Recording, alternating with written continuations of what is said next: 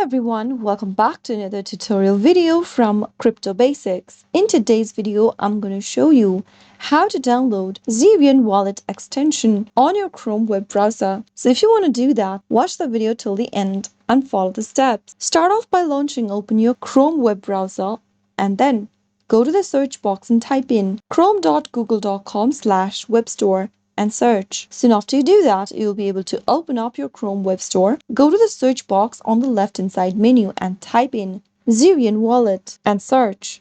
In the search result, click on the Zerion wallet for Web3 and NFTs extension and then click on Add to Chrome right next to the wallet.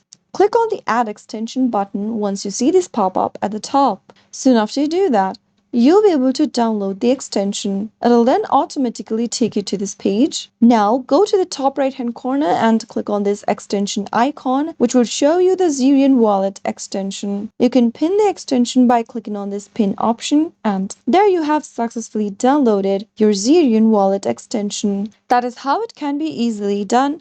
If you found the video to be helpful, go ahead and give us a thumbs up. Don't forget to subscribe to our channel by hitting the subscribe button.